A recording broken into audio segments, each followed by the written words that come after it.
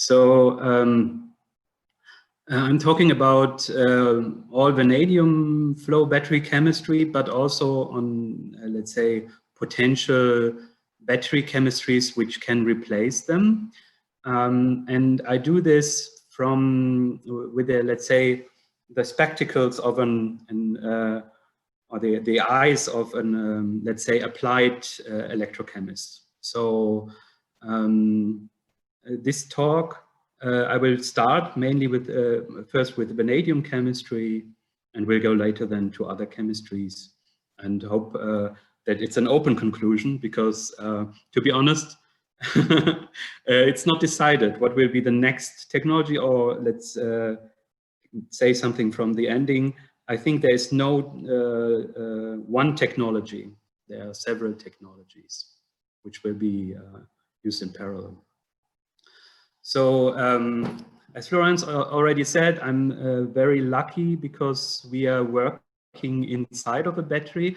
So today I'm at home, but usually I work here in an office space very close to a very large all-vanadium redox flow battery. And during the course of this flow battery, we learned a lot what is important for flow batteries. So maybe some of you, I will bore today with my lecture, but some of you, maybe I hope I get some insight what is important when you develop technical electrolytes for flow batteries.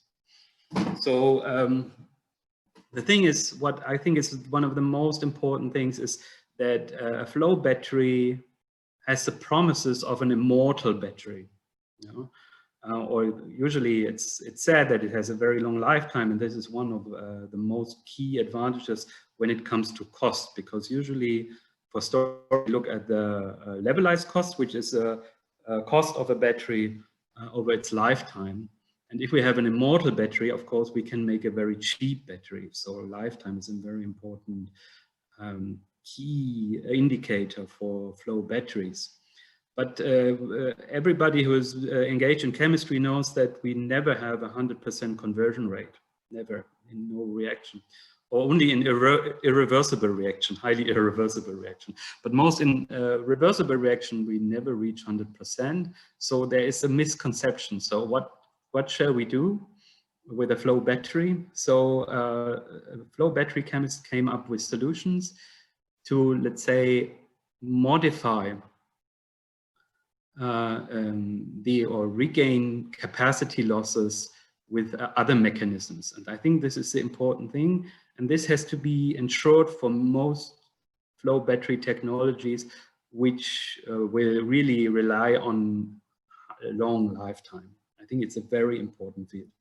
So that we have, since the storage medium is outside of the battery, we have possibilities to alter the chemistry and to work with it.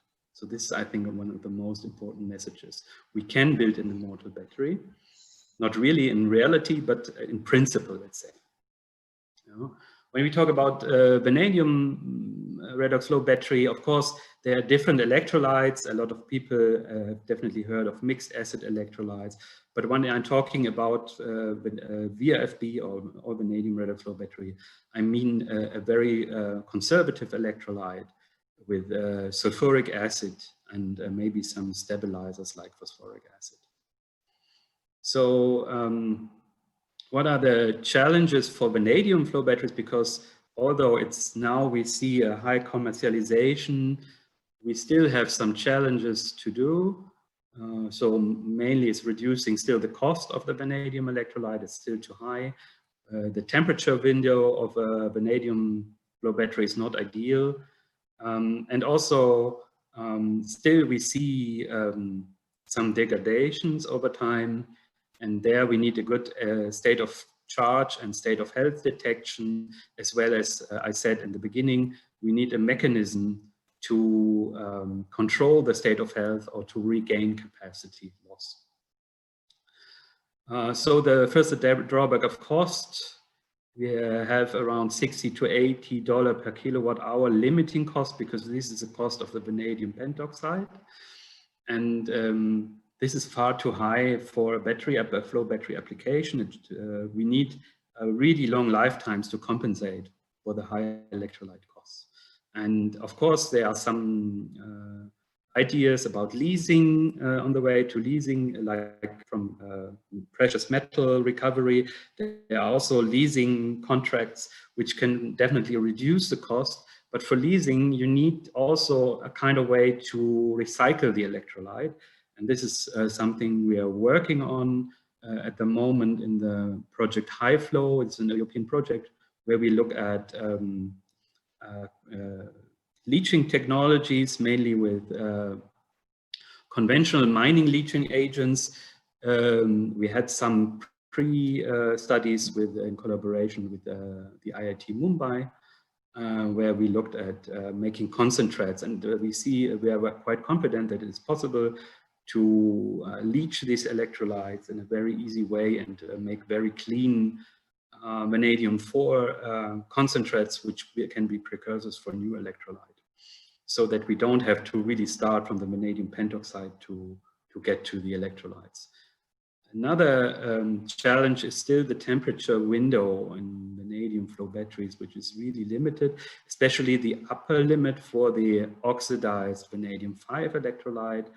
So usually some other electrolytes like mixed acid is said to have better temperature capabilities, but these have other drawbacks like potential chlorine evolution. So we need better temperature windows for our batteries. So in the past, we looked a lot about how this precipitation is forming and at what temperatures. And for example, with dynamic light scattering, to really control these precipitations and look at potential additives.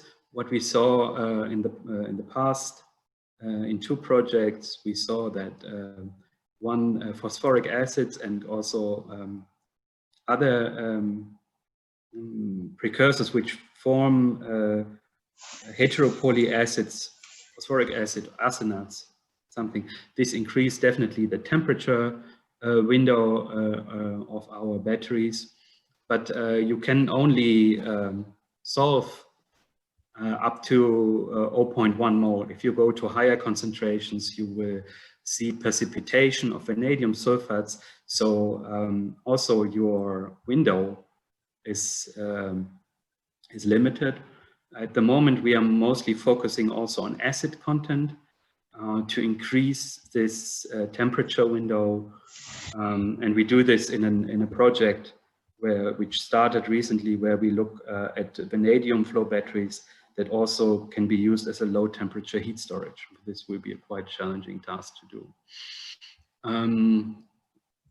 The third, what I said is state of health, state of charge detection. Usually in a flow battery, what we see, we have a reference cell to monitor the state of charge. But when the electrolyte is somehow shifted, this reference cell makes problems because they don't detect properly.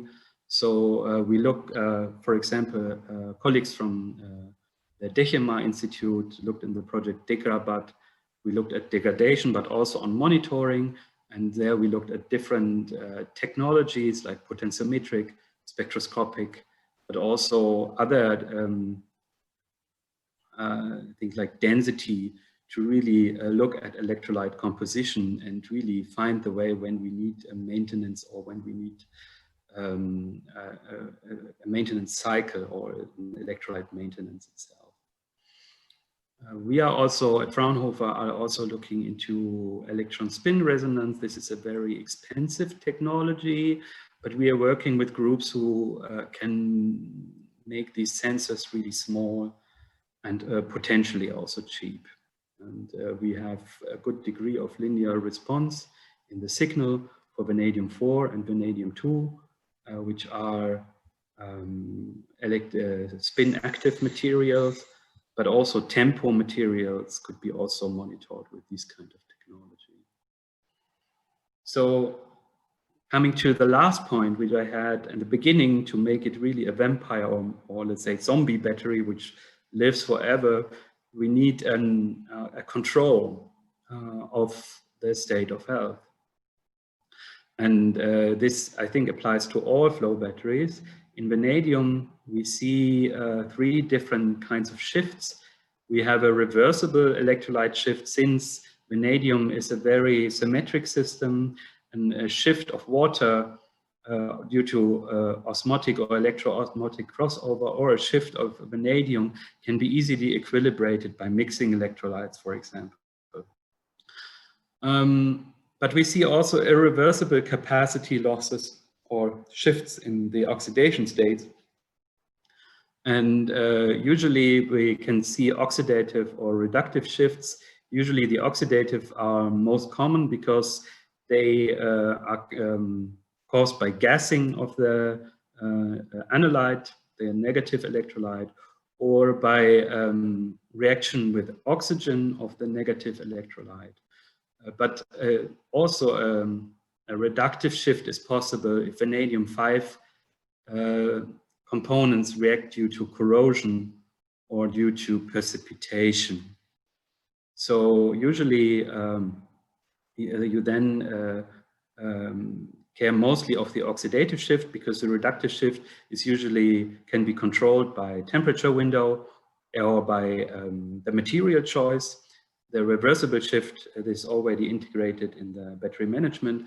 So what is highly requested is a mechanism to control these shifts. So in collaboration with the University of Padua, we developed an electrolyzer where we redo the shift of oxygen oxidation by releasing oxygen in these electrolyzers, which is in a, can you, 1 second, I will make a laser. Yeah, okay. Where we have a parallel cell here in our posylite circuit, and in which we can reduce the electrolyte, the oxidized electrolyte, and then produce oxygen. And the really important thing is where to stop to get a really good shift, ideally shifted electrolyte. It's not so easy to do it without sensors, but there are some ways to do it.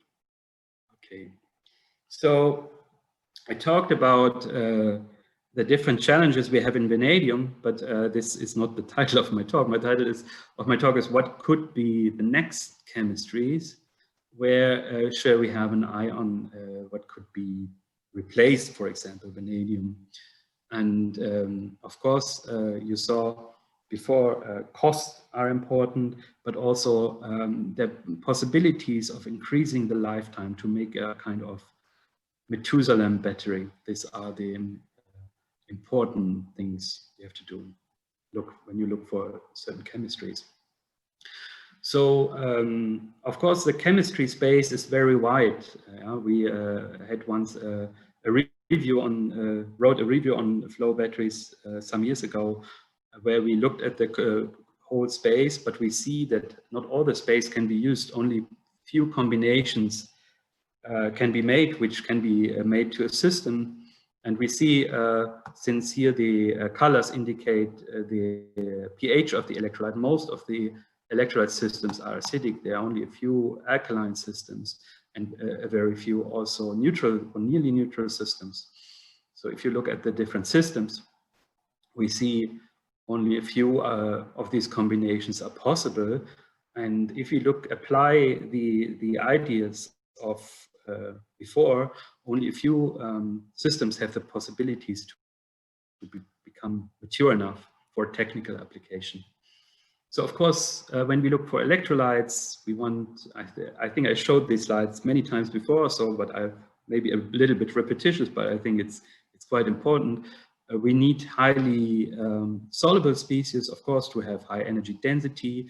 We want to have high potential differences between analyte and posylite and negolite.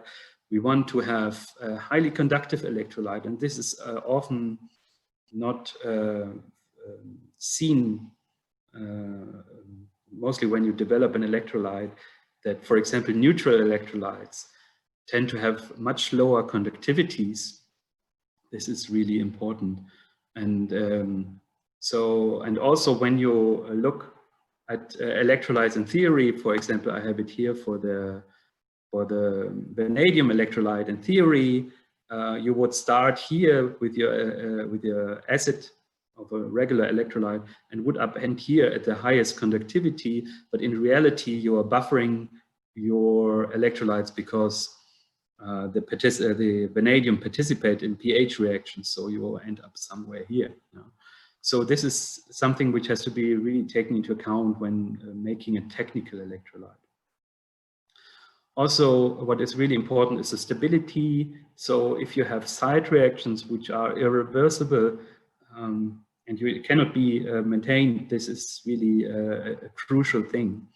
So we need we need stable materials. We need no side reactions on electrodes like coating of or polymerization on the electrode. We need a fast kinetic, of course. And also what we need is miscible electrolyte. I think this is one of the most underestimated things.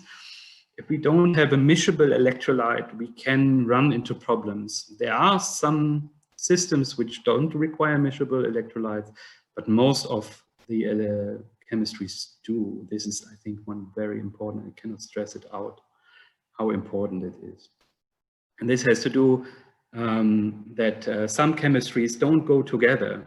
And we will have crossover over the membrane. There is never a tight membrane on Earth, or very, very few tight membranes, but these are usually horrible conductivities.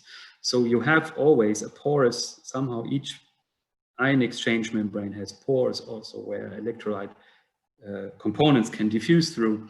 So here is an example for vanadium tempo chemistry. So each of them, if you look at the CVs, looks really nice. But if you look at the mixed electrolytes, you see you don't have any reaction at all. This is a black line. So this is really a problematic thing. And this has to do with the tempo chemistry really reacting on the negative side to produce some irreversible reactions, and then you cannot use it actually. So this is something you have to take into account when making a battery chemistry. Also, it should be highly abundant, low toxic. I think it shouldn't have. It's very clear that ethical issues with, for example, cobalt should be avoided. So if you look at the system level, of course, if you have an electrolyte system, the most potential is if you have single ion, like all vanadium, because then this mixing it doesn't take into account. If you have anion, cation, it's also possible, it's also nice, but this is mostly is related to bromine systems, like vanadium bromine or anthraquinone bromine or something like this. Then you have an anion cation system. If you have two redox couples, you need mixed electrolytes if you want to avoid this, because you cannot, as I said, you need a mixed electrolyte, and then solubility is usually highly decreased because you have half of the component you don't use in the negolite or pozolite, and you have to still dissolve it. This is an inferior solution actually. So if we look also at the systems, usually we can have also hybrid systems, not all real flow batteries. We can have a metal deposition on one side or a gas diffusion electrode. We can have new systems like batteries that are where we have two depositions on anolyte and catholyte. These are usually flow assistant secondary batteries. We have new ideas. Tomorrow we will hear definitely something about solid boosters from Pekka, or slurry systems, which have usually higher capacities. So if we come to looking at potential systems, we can look at different things. Usually, I always say in flow batteries, we have a problem with a lot of variables, but we have one result vector, which is a levelized cost of energy. And so most of these criteria here are related to costs. So material availability, energy density, efficiency. They are all related to cost, actually. But for some applications, of course, other things can be quite interesting. For example, for deployable system, an environmental compatibility might be quite important. Or if you have a high power requirement, then power density could be important because you can build then more dynamic systems. So as we can see, the vanadium system is a good compromise in everything. We see some better performing systems I will talk about now, about hydrogen, bromine, about iron, and about zinc slurry. And later I will talk a little bit about organic electrolytes. So I think one of the most potential systems regarding cost is actually the all-iron flow battery, because the electrolyte only contains of an iron chloride solution in hydrochloric acid. So it's slightly acidic. It has moderate pH, so usually operating at pH 1, and it has really low toxic materials. But we don't have a real flow battery. We are depositing iron. And also what we have is the reaction, the iron deposition is never, has never 100% Coulombic efficiency, while we always have hydrogen as a byproduct. And to recover the charges that is lost due to this side reactions, we usually use a recombination cell to reduce the hydrogen and not to oxidize the hydrogen and reduce the iron to retain the charges that are lost to this reaction. Of course, here key in this system is to look at the right composition of the electrode to make this reaction, let's say, not so prominent, but prevent also regain the pH. So the challenges is that we have this side reaction, and also this side reaction causes a mismatch in pH, which is also important, and also sometimes you require stripping cycles to regain the capacity. So, but it's there's a lot of potential all iron flow batteries. For power requirements, hydrogen bromine are really one of the most interesting systems because they have high power densities, so 1.34 watt per square centimeter has been recorded. And also the energy density can be quite high. Potentially we can have 200 watt hours per liter, but potentially. Of course, bromine and hydrogen have, from the reaction side, they are very nice, but from safety side and also handling, it's really challenging. But at least in this system, we can use some engineering to mitigate the drawbacks. And one of the drawbacks is, of course, bromine is very toxic, but from zinc bromine batteries, we know there are mitigation strategies. For example, we can use bromine complexing agents to really store the bromine in a safe way and only leave a little bit of bromine in the aqueous phase, which can react in the battery. This is very helpful. And there we are doing a lot of research. The third thing is capacity. A lot of people ask me, why do we don't use flow batteries in cars? And of course, the problem is always energy density. And everybody knows Faraday's law. So if we assume the best possible worlds where we have 4 molar solution of an electrolyte, we have an ideal system with a highly conductive sulfuric acid, which is, let's say, offers the most ions for, let's say, the least gravimetric input. And also make an ideal cell voltage. We end up only at 80 watt hours per liter, which is not really high for a mobile application. So with a real flow battery where everything is dissolved, maybe we can think of 2 electron transitions, but this would only result also maybe to 160 watt-hours per liter. But there's only a few systems where you can use 2 electron transitions on anolyte and catholyte. And in a mixed acid electrolytes, you will never achieve 4 mole per liter. So it's really tough, these challenges, to look for a mobile system. And it's only possible when you use different phases, because in solids you can store much more energy.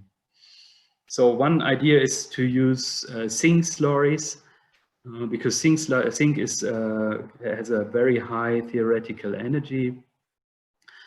And if you make a slurry, you can achieve high energy densities. And with an air electrode, this is a potential solution, for example, forklifters, where you can use this kind of cells. But also here, which is, I think, the lowest TRL level of the examples I showed you, there's still a lot of things to do. So we are really working here on single cells still, not even a system, and trying to find out the best parameter how to work with these slurries. And also charging of the slurries, I think, is very difficult. Usually you have high overvoltages. You usually tend to deposit on the bipolar plate, not in the slurry itself. So you need new concepts where you're either scraping off the deposits or use tip discharge to make a slurry again. So this is also one thing that is unclear for this kind of battery. And also a bipolar connection is very difficult with an electrical conductive slurry. So I showed you the 3 technologies we are working on, but that doesn't mean we don't look at organic. But at the moment, we are not really investigating organic electrolytes for a technical application so far. They have a lot of potential because they have fast kinetic. They are potentially cheap because no mining on metals is required. We have the potential to have more electron transitions, which is potential high energy. And we see somehow systems developing, also coming more into the commercial space, like all-quinone or quinone ferrocyanide in alkaline, or biologens and tempo derivatives, or anthraquinone and bromine systems. These are typical systems we see more and more in, let's say, more and more technical applications. But as I said at the beginning, there's still a way to go to come to technical solutions. Usually organic doesn't have so high solubilities, so the energy density is usually lower as vanadium. Some have radical intermediates which can have follow-up reactions, and usually when we destroy an organic molecule, we have an irreversible capacity decay, which is really difficult because we don't have regeneration for this kind of decay usually. Or if we have, this would be really good to know. Usually we don't have or have only limited anorganic polylites because these molecules tend to be very unstable. That's why a lot of these systems use anorganic polylites like ferrocyanides or bromine.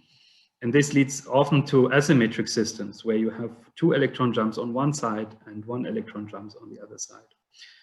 And also you require a neat synthesis strategy to achieve really low prices. So that's, I think, the main reasons we have looked into organic chemistries only on a very, let's say, electrochemical level, 3 electrode level, or at least very small cells. But I hope to see here a lot of progress today. I've seen a lot of talks, and I'm very curious about this. And I hope that also this convinced me to look more into aqueous organic flow batteries.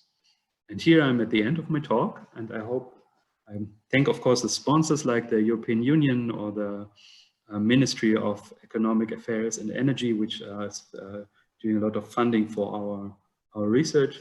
And I thank you very much and await your questions.